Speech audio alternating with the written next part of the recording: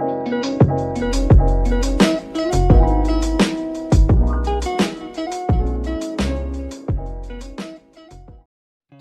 جايز، اليوم غادي ندير الدجاج محمر بالتغميره. So let's go. بالنسبه للمقادير ديال الدجاج كنديروا الثومه والملحه والسكينجبير والبزار والخرقوم.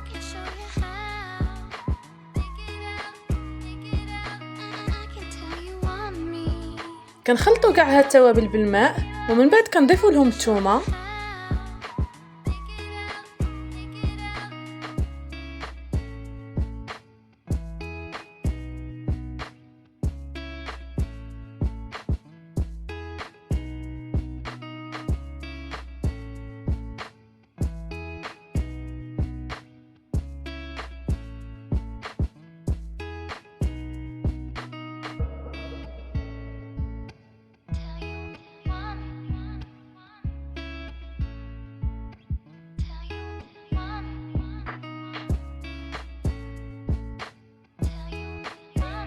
من بعد ما كنخلطوا جميع المكونات كندهنوا بهم الدجاج.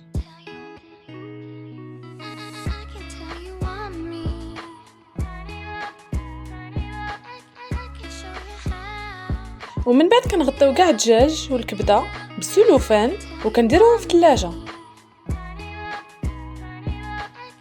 وكنخليوهم في الثلاجه حتى كيشربوا مزيان. وبالنسبه للمقادير ديال المرقه كنديروا القزبر ومعدنوس وكنديروا الثومه وكنديروا شويه ديال السمن والزيت. وبالنسبه للتوابل كنديروا الخرقوم وسكينجبير وكنضيفوا البزار.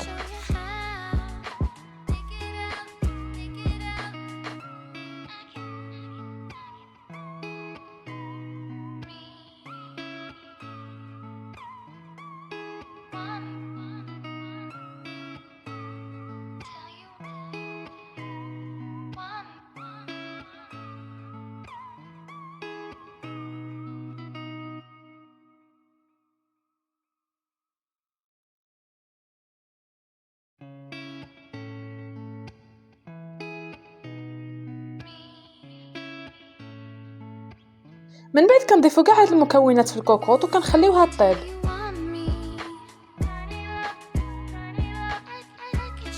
ومن بعد كنضيفوا للمرقه شويه ديال الماء باش ما تلصقش لينا.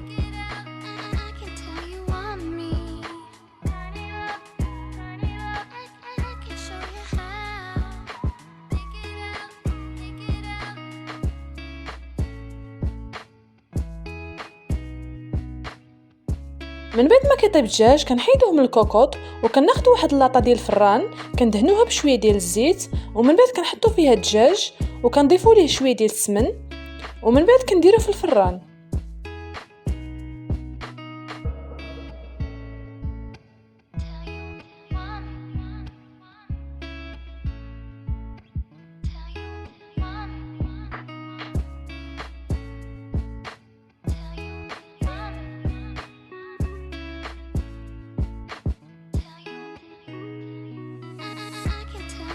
ومن بعد ديك المريقه ديال الدجاج كنضيفوا لها البصله وكنعاودوا نردوها طيب وكذلك كنضيفوا لها حتى الكبده.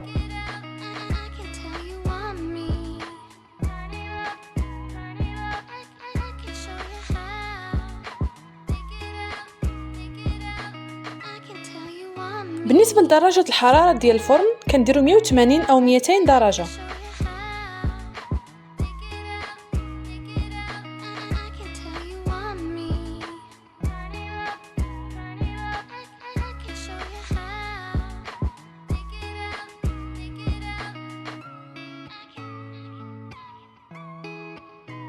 وهكذا غادي يكون الدجاج ديالنا طاب والتغميره حتى هي بالصحه والراحه.